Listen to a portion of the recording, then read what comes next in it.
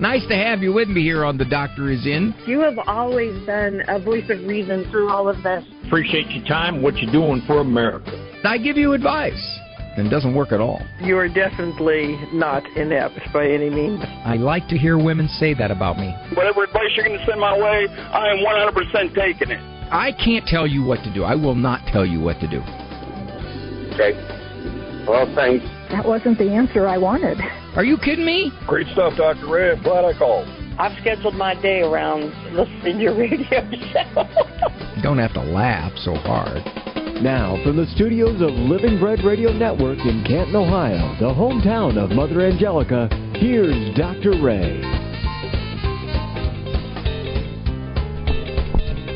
Hope I can make it through the show today. I didn't get much sleep last night. I'm not coming in here to initially start complaining, but I know how they say your mind gets occupied as you're trying to go to sleep.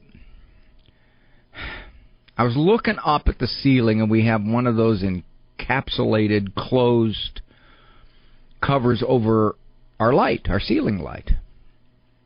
As best I can tell, that cover butts the ceiling.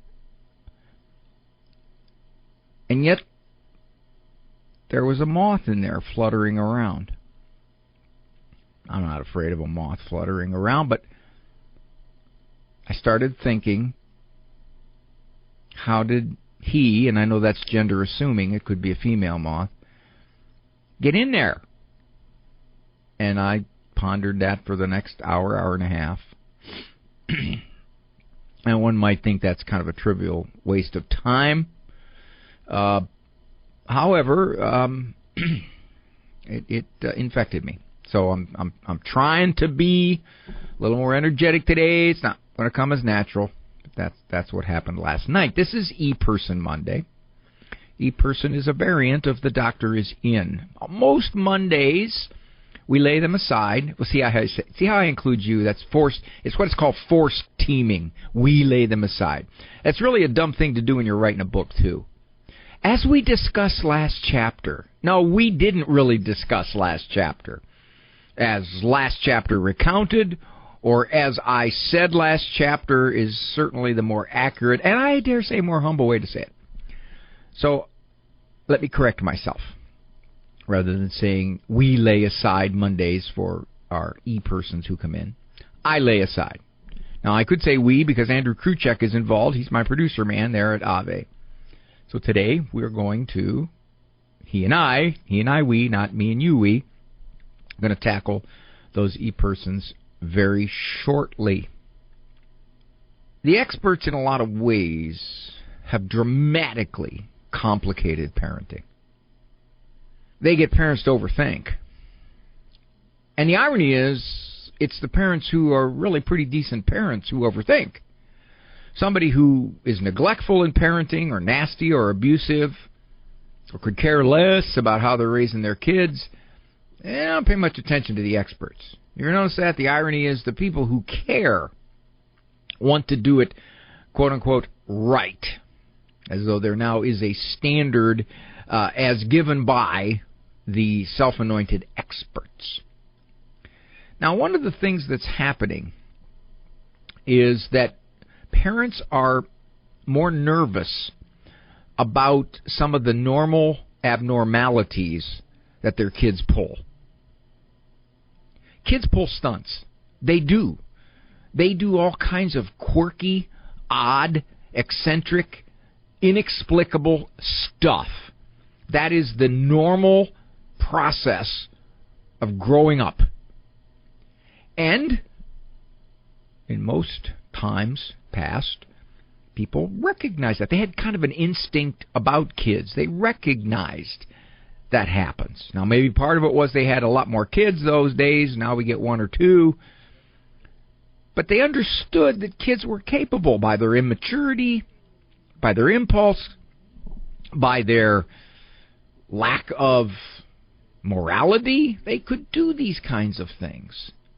And it didn't mean they were pathological. Didn't mean there was something wrong with them psychologically. Well, now, one of the most common questions I get, a parent will describe something a kid does, and the next question will be, is that something I should worry about? Is that normal? What do you think it means? And much of the time, me being a highly paid professional, I'll say, I don't know. Let's talk about it. But the one thing I do know is that these kinds of oddities, these inexplicable pieces of kidhood, are pretty normal. Only in the past 30, 40, 50 years of expert-driven psychological correctness have parents become nervous when a kid does something or acts a certain way. Let me give you a small example. Your 6-year-old goes with you to the drugstore. He likes being with you. Sweet kid. You come home, and you notice he's got this little car. Where'd that come from? You didn't buy him that car. He pilfered it. He saw it, he put it in his coat pocket, and he walked out. Now, what are you thinking? He knows stealing is wrong. Why is he doing this? Where did that come from? We've talked about this. We've talked about the commandments, thou shalt not steal. Am I not getting through?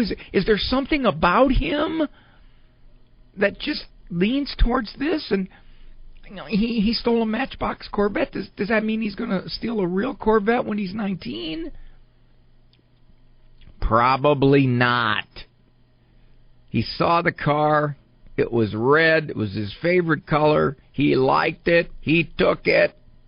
Okay, so we're going to take it back. He's going to get disciplined. It's probably a one-off. I think about every kid is going to steal something growing up. It's typical. Or a kid who, for the first time at age 9, looks you dead in the face and flagrantly lies. He's never lied before. He's always had this beyond his age formed conscience.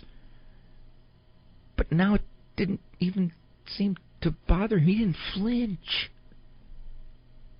If I didn't know better, if I didn't have it on tape through our whole house camera system, I'd be convinced he's so good. Where's his conscience? Did it fracture? What's happening? Not necessarily at all. He's 9. And maybe he just got the inkling that you're not omniscient. You don't know everything. And he knows the corners of the house where the cameras don't reach. Oh, no. That means he's calculating. He's kind of like a budding criminal. Criminals do that. I'll bet he... You know what I'll bet he did? I'll bet he took his dad's sunglasses, put them on, and put a ball cap over his head and pushed it down so the cameras couldn't catch most of his face. I'll bet he did. Okay, so this was not impulse. This was premeditation. Yeah. Pretty slick, really. That's okay. You're going to deal with it. The key is, does something become a pattern? Pattern of lying, pattern of stealing, pattern of tormenting his sister. Despite, now here's the difference. Yes, he torments his sister constantly, Ray, so there, what are you saying? Yeah, but despite the fact that you've disciplined it, and you've disciplined it well. There's the difference. As my 10 kids grew up, and I wrote a book just recently called Taught by 10, Psychologist's Father Learns from His 10 Children, I saw they could do all kinds of scrap. Totally unexpected, unanticipated. No way I could have prepared myself for it. Never saw it coming. Had to be dealt with. Post-fact. Couldn't deal with it pre-fact because didn't even think it would happen. But it did. Don't you sin? Don't you do things you really shouldn't do? And you're grown up. And you're supposed to be mature, and you're supposed to have a decent conscience, and you're supposed to be socialized. So we look at little kids, and they pull stunts, which many parents used to understand were stunts. They weren't rife with psychological meaning. You didn't have to go scouring for what was underneath it all to make them be this way. Don't mishear me. I'm not saying you look at this from this perspective with all stunts. No, sometimes you can probe for a meaning, you can probe for some causes that are ulterior, you don't know what they are. But most of the time when you get these isolated kidhood pieces of impulsivity or immorality, that's just what they are. But he's never done this before. Well, has he ever been 10 before? I can't believe he's throwing a fit like that. He never threw fits. Yeah, well, has he ever been 4 before? So much comes because of their age. Recognize that, too. You can drive yourself crazy overanalyzing all this stuff. You'll be a more relaxed parent if you recognize the reality, which is kids pull a lot of scrap. I'm Dr. Ray. We'll return after these messages. Looking for a retreat venue for your youth group, sports team, ministry, or staff event? St. Francis Retreat Center in DeWitt sits on a picturesque 95-acre property, complete with 3 large conference rooms, 2 chapels, 2 dining rooms with commercial kitchens, meeting spaces for smaller groups, overnight lodging, and a professional staff to make your event a success. Call 517-669-8321 or visit stfrancis.ws to book your event today. Do you own popular index mutual funds or ETFs? If so, you're automatically own shares of companies that conflict with your moral beliefs. Ave Maria mutual funds are managed to conform to pro-life and pro-family values. Long-term investors can invest in the no-load Ave Maria mutual funds. The experienced professional portfolio managers make decisions based on investment fundamentals and pro-life values.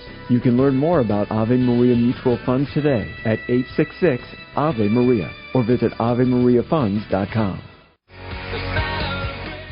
This week on Christ is the Answer, we continue Father John's series on the 10 Commandments. After freeing the Hebrews from slavery in Egypt, the Lord gave Moses the new rule to which the people of God would abide as part of the new covenant. The most recognizable of these rules are the 10 Commandments. Join us this week as Father John expounds on the 3rd, 4th, and 5th Commandments and asking the question, why be good? Tune in for Christ is the Answer, Monday through Fridays at 11 a.m. on Ave Maria Radio.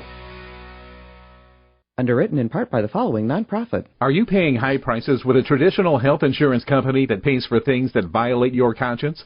There's an alternative available. Solidarity HealthShare is a community of faithful individuals and families that never share into immoral medical services, all while saving you money with prices starting as low as $85 per month for singles and $512 for families. Never fund another abortion with your healthcare dollars. Call 844-313-4999 to learn more.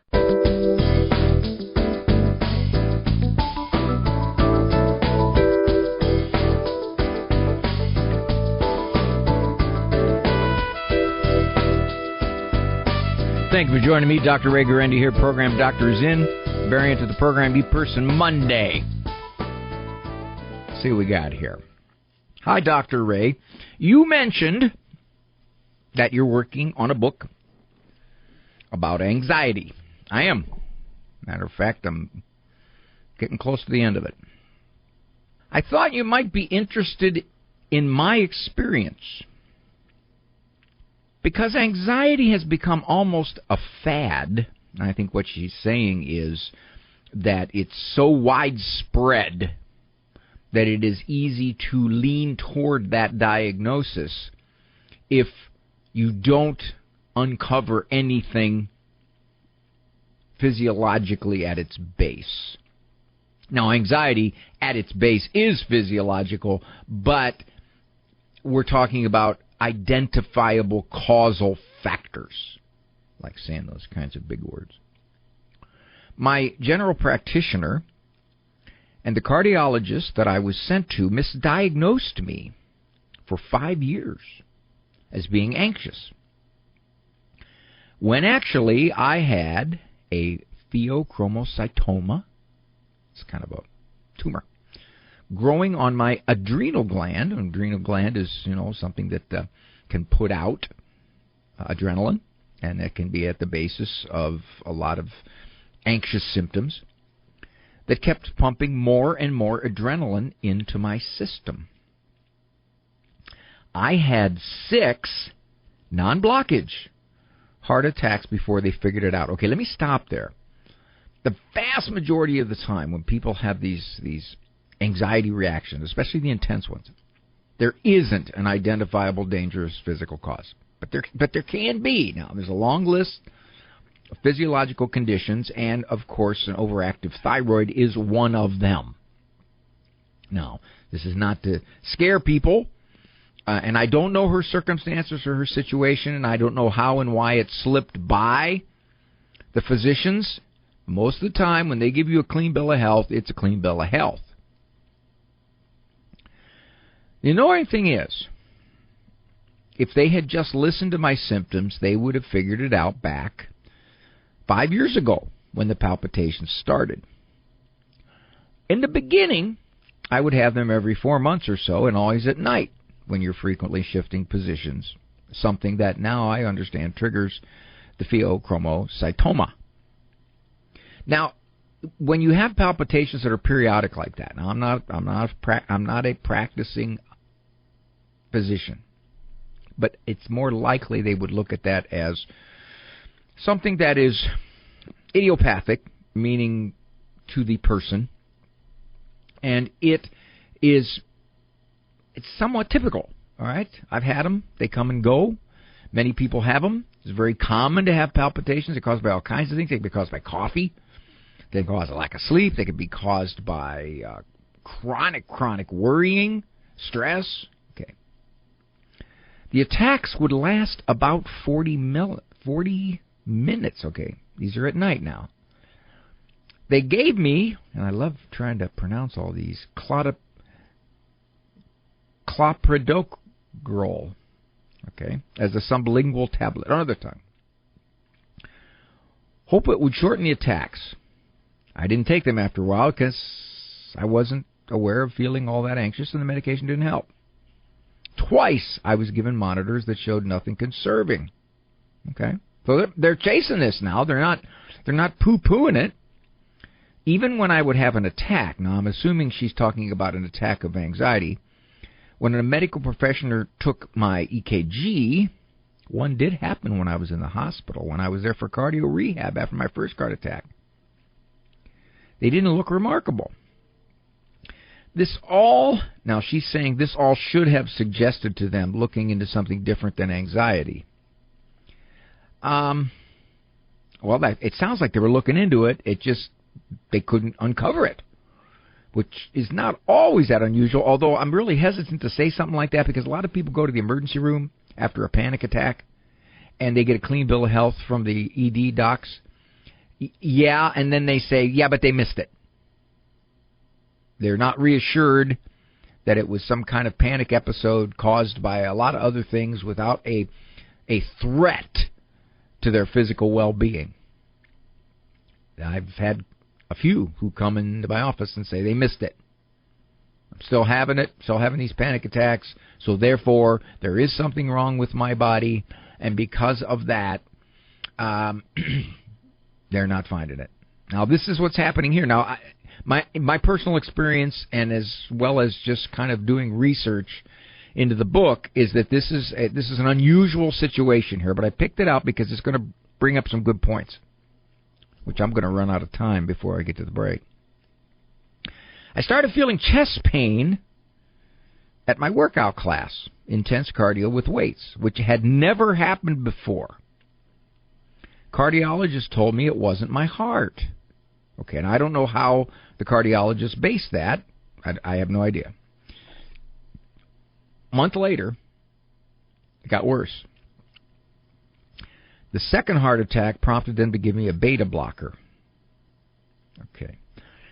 Okay, by this time they had me measuring my blood pressure and EKG with the cardio app, and once again, she says, if they would have paid attention that my only symptom during an attack was a blood pressure reading over 200. Now, that's a sign of this particular tumor. They would have diagnosed it much earlier. Anywho, thank the Lord my situation was finally diagnosed because they couldn't really figure out what was wrong. And now that the tumor is gone, I'm myself again. Okay, so they did finally chase it. They just didn't discover it. Medicine is an imperfect science. I had a lady come into my office one time, and she had a severe pain in her leg, upper leg. And she had gone through a series of diagnostic tests. They could find nothing. So they sent her to me because they thought she was kind of an anxious type, a fretful type, and she needed some therapy.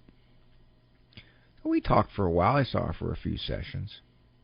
And I said, I'd like to suggest you chase this further. Because it's very unusual to have a symptom like this in a place right smack in the middle of your thigh. More often than not, these things are stomach-related, intestine-related, chest-related. They're more diffuse. They're more vague. She said, no, it's right there. So tragically, she chased it. She chased it with her specialist, and they did all kinds of further tests. And this poor woman, her name was Evelyn. I remember seeing her in the hospital. It was bone cancer. So initially they didn't find it, which is not unusual, by the way. When somebody's getting diagnosed and they're looking to see what the cause of a particular symptom or symptom cluster is, they rule out the more general stuff. They rule out the more likely stuff. But if it is something unusual or something not often found in a certain age group or a certain population, they don't immediately go there. It's a journey, and it sounds like that's what happened here. Let's see. The job that I had before children could be very stress-producing. My youngest child was diagnosed with type 1 diabetes at age 5, and you and your wife know what that's like. Yes, I have a type 1 diabetes son. Now, this is interesting here. This is a more common root cause of a particular anxiety reaction and of a particular place. I was trapped in an elevator when I was in adolescence, and I experienced, now this is frightening, one racing down to the ground floor as if it were broken in my 20s. And here's what she said, this is unusual. But I have never been afraid to get into an elevator. Now that would send most people saying, I want no part of an elevator. It never occurred to me not to get into an elevator after those experiences. Wow, this dear lady had a whole lot of reason for all kinds of anxiety fears to prop up. Then she says this, in my 30s I was in a plane that had to prep for a crash landing because the landing gear wouldn't come up. And it never occurred to me to get into a plane after that. So I wish these doctors who were convinced I must be anxious that there was something going on. And that is interesting, too. When she had situations that would clearly have indicated that, in fact, this would be a person who would react. She didn't. I wonder if she told him that.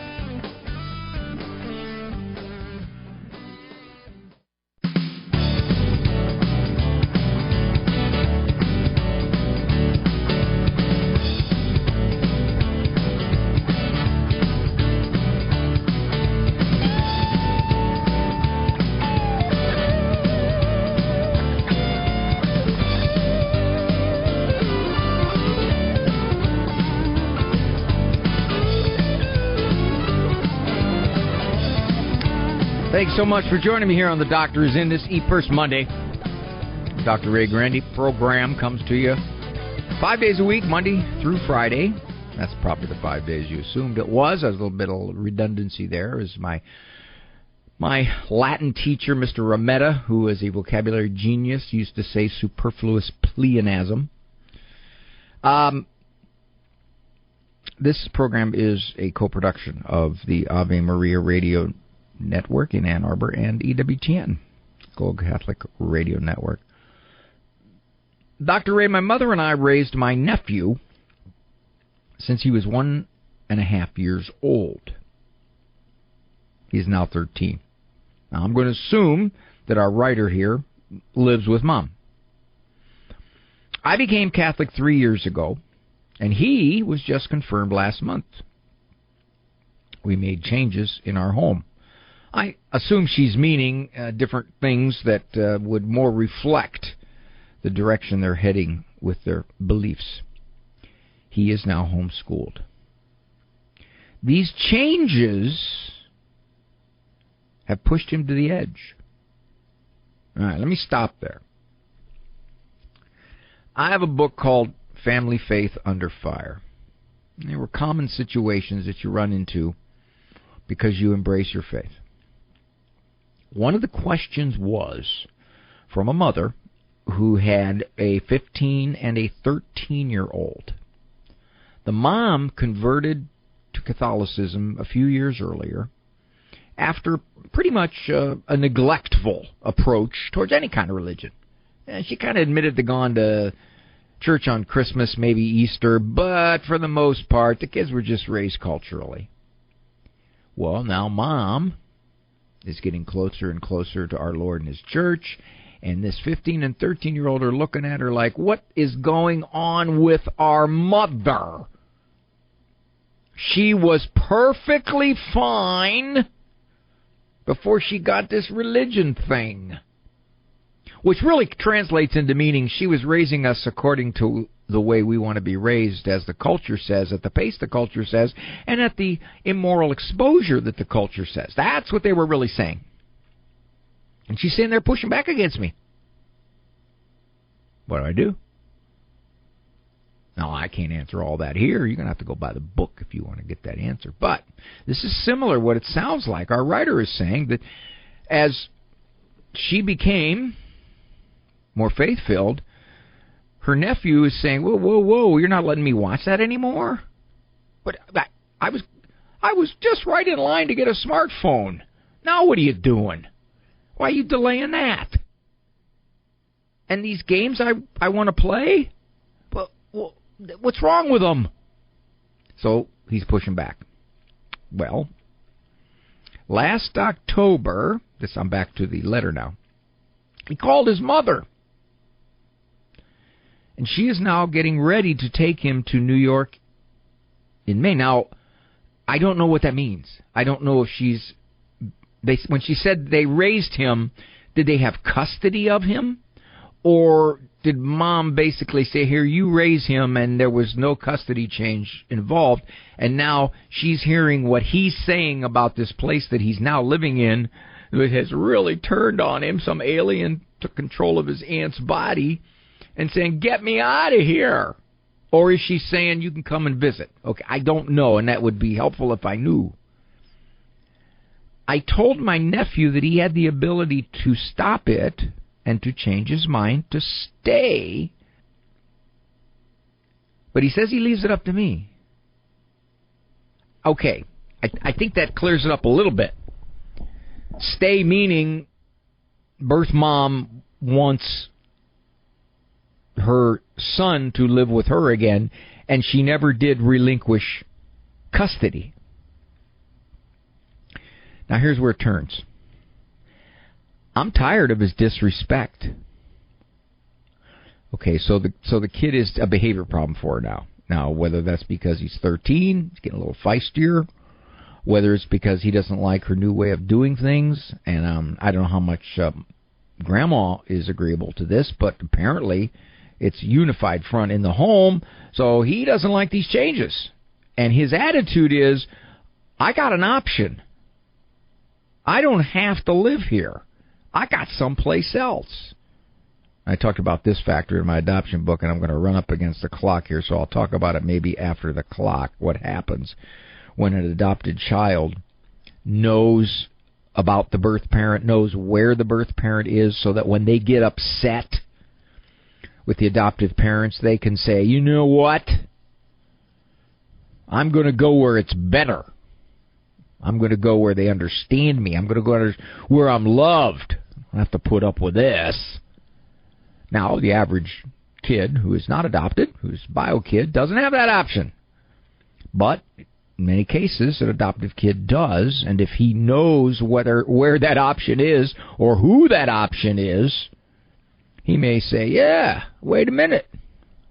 In this case, if birth mom didn't relinquish custody, she can probably push it. She can probably say, that's my kid, I want him back. And legally, they couldn't do anything about it. So I don't know exactly why our writer says she left it up to him. I'm tired of his disrespect. And I believe he should go either with his mother. But my friend says that a good Catholic would fight and not let him go to a place where he will not receive God. Help.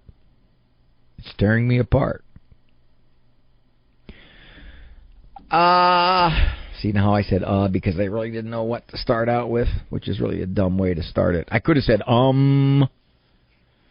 stalling for time. I think the key here is finding out how she can get better control of him. If he were not so difficult for her, which indicates in a lot of ways that she's probably not doing some of the things she could do to make him easier to live with, she wouldn't be so torn about whether he should stay or whether he should go. On one hand, she wants peace. On the other hand, she kind of implied that birth mom doesn't have any religion, and this young man is going to get raised the way birth mom says, which may parallel the culture, if not worse. So given all that, she's saying, I don't want to throw him into a situation where everything we've been trying to teach him the last few years is just going to get junked. But yet at the same time,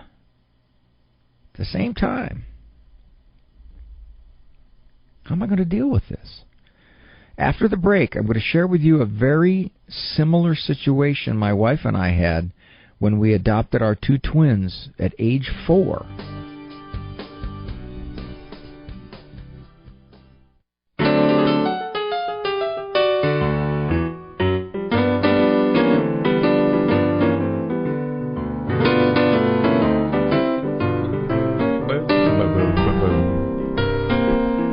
What is it about music that is so cool? What is it about our brains, the way we're wired?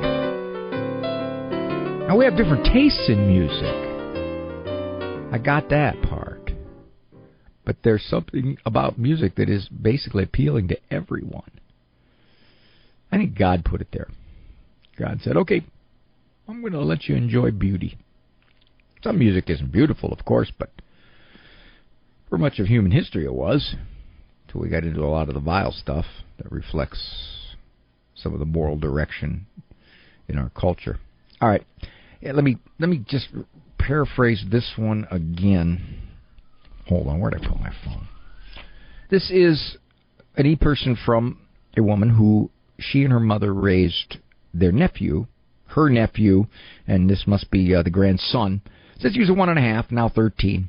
She became Catholic 3 years ago, and he was confirmed, but he didn't like this. They're kind of changing the way they're structuring their family, their rules. He's unhappy about this. Apparently, because of his unhappiness, he contacted his birth mom. Help! Get me out of this! This is horrible! I'm living in a monastery! Well, birth mom said, you can come live with me. Now, again, I don't know the legalities here. I don't know if they have custody, she has custody, and just essentially quietly let him live with them. I have no idea. But he now is kind of waffling. He's saying, I don't know if I should go or not. But he said, I'm going to leave it up to you, meaning Aunt. I'm going to leave it up to you, Aunt, if I go or not.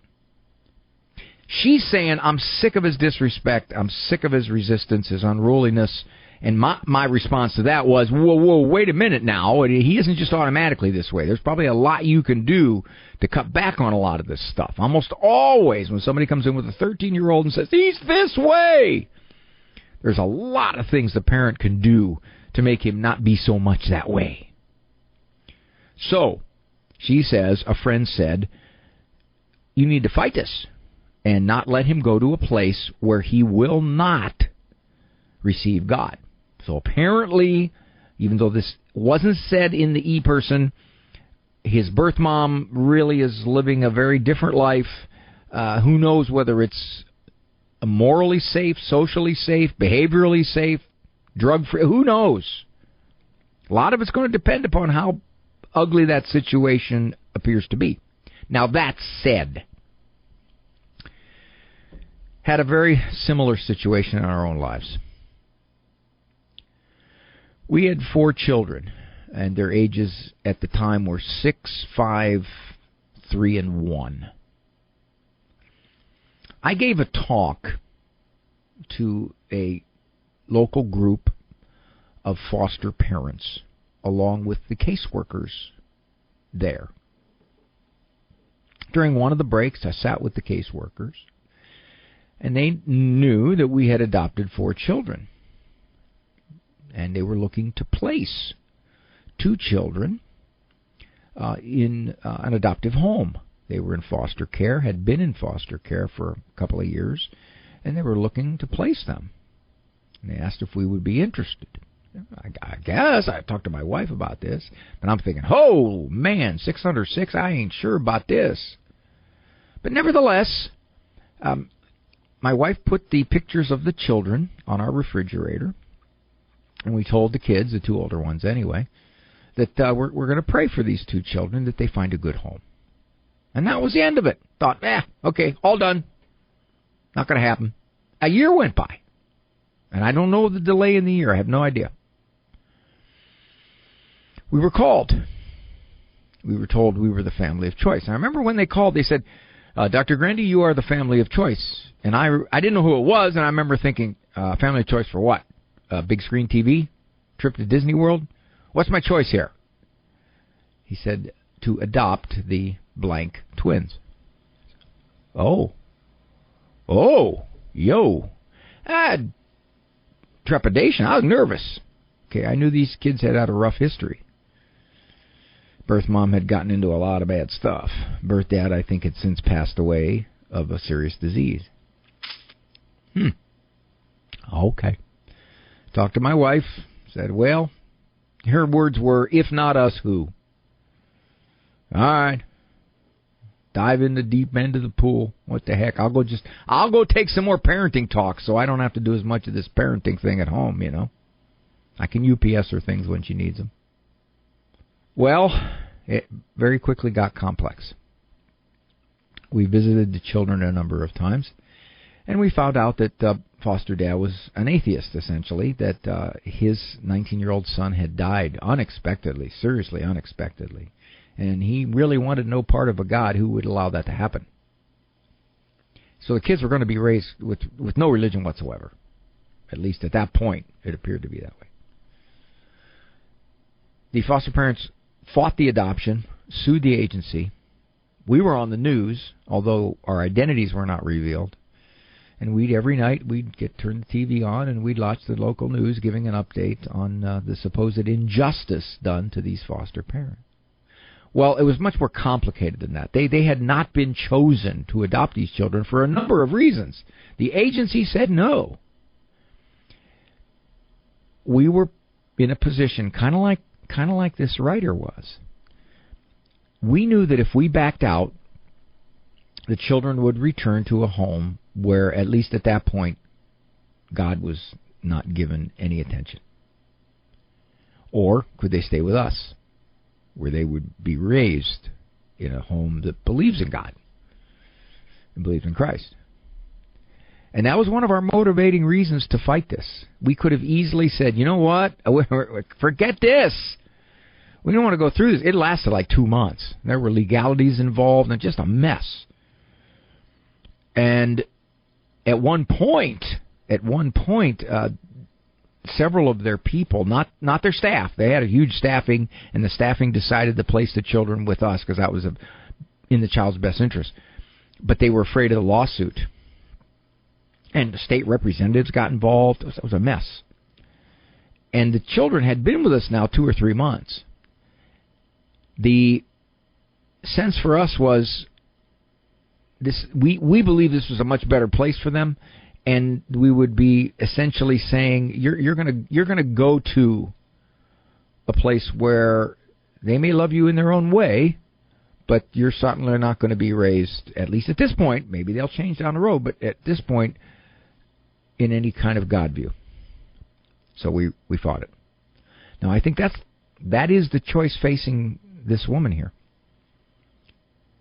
Now, the difference was our kids were 4, and they were pretty unsocialized. I mean, they were difficult. They were far more difficult than the 4 children that we already had. Far more. Lots of behavior issues, which wasn't hard to deal with because they were 4. Now, this kid's 13. But nevertheless, the principles are the same. If she can alter her parenting somewhat, and I'm going to tell her that she can listen to this on the Ave Maria Radio.net archives. She's not listening now. Sorry about the I hate that. I hate that. She can dramatically improve, I think, his conduct with her, and she won't feel quite so torn. Dr. Ray. I know not to ask any questions. Don't worry. I understand. All the advice, none of the bills. Come in. The doctor is in.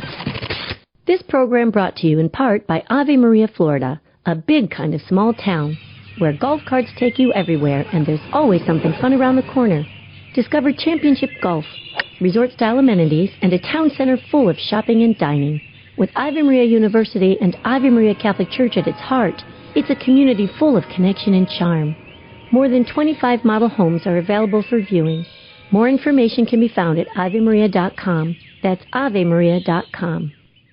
Food for the Journey, Sister Ann Shields. Acts chapter 12. The Word of God continued to spread and grow. There were in the church at Antioch prophets and teachers. And while they were worshiping the Lord and fasting, the Holy Spirit said, "Set apart for me Barnabas and Saul for the work to which I have called them." So they went forth by the Holy Spirit, proclaimed the word of God in the Jewish synagogues. God is leading them. The Holy Spirit is showing them who should go. Read the whole Acts of the Apostles. Sit down and just read it and look at God's action helping the early church.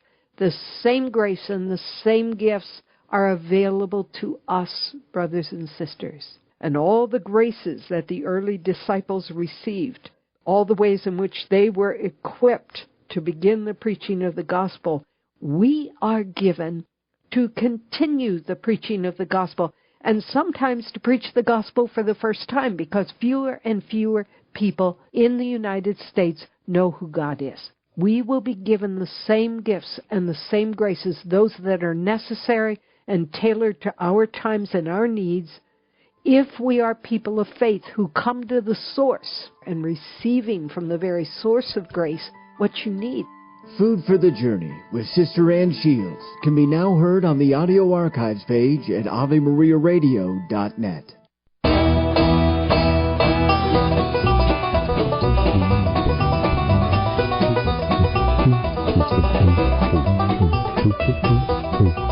In case you can't see this, I am playing the jug. I'm doing the jug bass.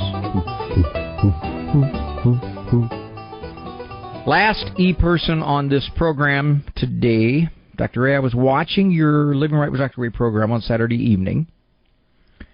But at the beginning of the program, you were talking...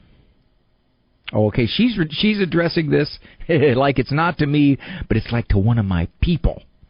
I told her I'm getting so big, my people got people.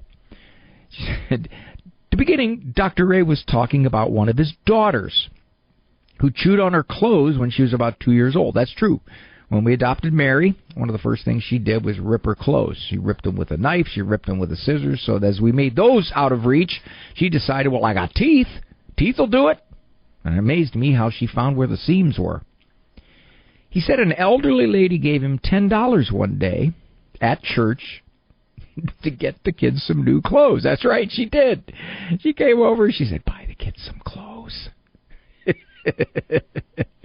And my wife, when I told her afterwards, I said, look, honey, that sweet lady gave us $10. She goes, Ray, give it back. I go, well, no. Hey, who am I to deny her an act of charity, huh? Well, then I said, on an upcoming Christmas Eve, another elderly lady put 3 $100 bills in my hand. And I said they felt like 3 cigarettes, so 3 $100 bills. And I mentioned on the program, severely with tongue planted in cheek, I said, hey, if that lady ever tries to give us $10 again, I'm going to give it back to her, cheapskate. Man, my price tag just went up, $300. Okay, so here's where it confused our listener. Bless her heart. The next statement was very confusing. It sounded like he said something to the effect that he did not need the $10 now that he received the $100. Well, that's kind of right. I was joking about it. I said, I don't want that crummy $10. I got people giving me a lot more than that. Cheapskate. Now, I hope it was pretty obvious that I was teasing.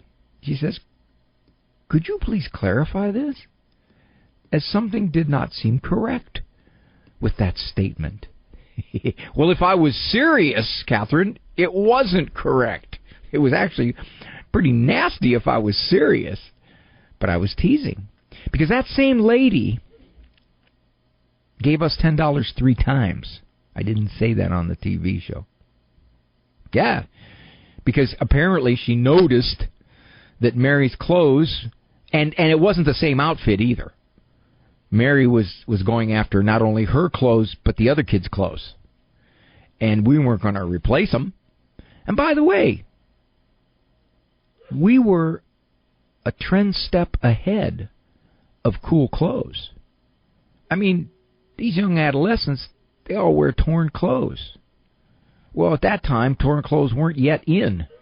I wasn't going to let them wear that to church anyway, but in this situation, and these were just tiny little rips, there weren't anything that was gaping holes, weren't immodest, inappropriate, but they were torn, and you could notice it. I mean, if you walked, there was a seam tear, down there at the calf level or something.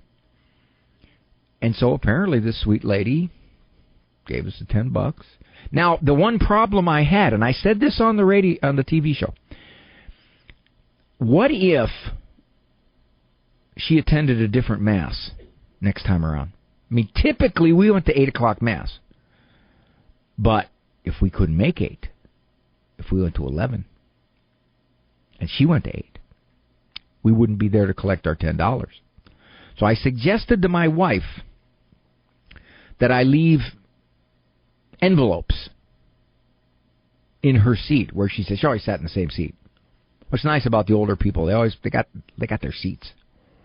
So what if I leave an envelope? I have them printed out, Gurendi Clothes Fund. My wife, she's so stiff sometimes. She just didn't agree with that.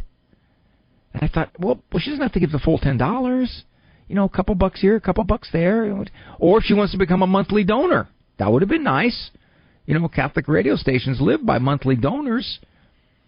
And the worst thing we could have done, and well, my wife kind of,